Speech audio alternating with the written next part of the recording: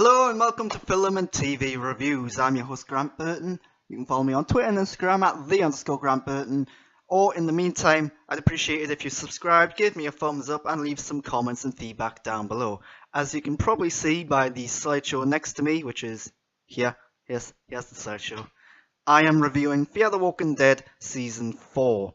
And let me start by saying that this is by far the best season of the show so far. The first half of the season was really good. It had a flashback structure and a time jump that connected it to The Walking Dead. Morgan, the character from The Walking Dead, is now the main character in this season. And that's actually one of the best things about this show, is that not only have they fixed the character of Morgan, who was a problem for The Walking Dead in recent years, they've fixed this show by adding him to it. And yeah, so the first half of the season, really good, really interesting how it had a current storyline and then a flashback structure and they were linking in. Yeah, really well done, although it did mean that you could spot the twist and surprise coming a long time before it happened.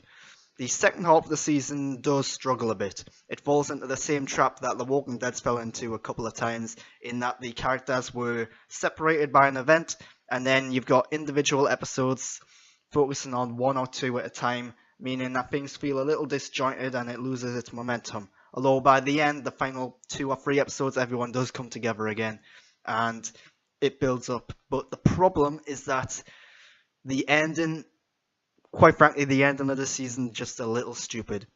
It doesn't help that you've got a villain that doesn't make much sense. The villain's terrible this season. She's a person who has basically gone crazy and lost it. Nobody helped her when she needed help, so now she's going around killing people because she thinks you become better somehow when you are dead.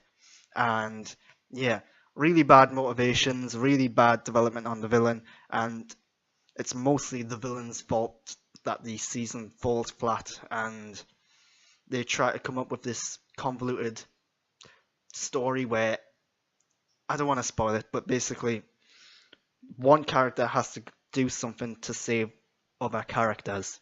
That's being very basic. I don't want to go into much more detail than that. And it's just weird and silly how they handle that whole storyline towards the end.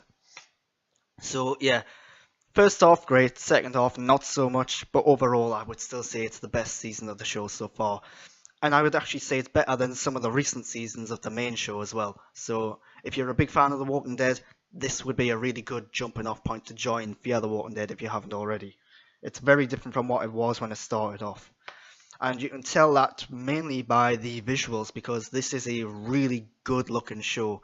Every episode has a distinct feel and look to it.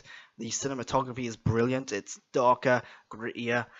The only time where the visuals do somewhat fall a bit is in the first half when they're using flashbacks, because the flashbacks have a different color and mood.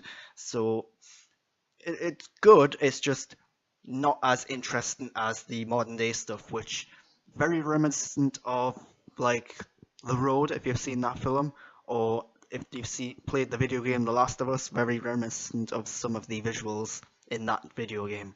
And let's talk about characters though. This season there were a couple of deaths, not going to say who they were, but if you're looking at some of the pictures and posters, you can probably put it together.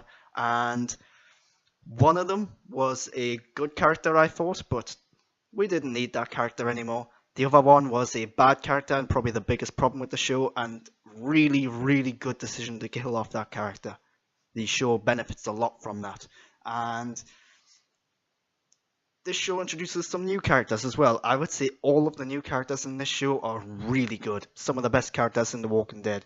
You've got Garrett Dillahunt playing John Dory. Garrett Dillahunt is a really underrated actor, I think. Really good actor. And he plays in old-fashioned style, Wild West sharpshooter, I suppose is the title. And yeah, very quiet man at the start. Falls in love with another character played by Jenna Elfman, who is a fascinating individual because you never really know if she's telling the truth or if she's telling a lie. And yeah, she does a good job of playing a character you don't really know much about, but still making them interesting. Of all the new characters that kind of suffers a bit, it's Maggie Grace's, because Maggie Grace, she's presented as this cool character. She's got this huge SWAT van and she likes to film people with her camera and get their stories. But it takes a long time to actually find out anything about her character. It takes a long time before you find out why she's so obsessed with the camera, why she's so obsessed with getting these stories. And the answer's kind of predictable, I suppose, but yeah, they're not entirely interesting. But yeah, I can't fault the acting on her part, and I do like her as an actress. So, what else? Special effects. This is Walking Dead, and big budget show, special effects, zombie effects, and all that, really good. Where it suffers is in the second half of the season, there's a storm, and it's really interesting idea, really good, cool idea.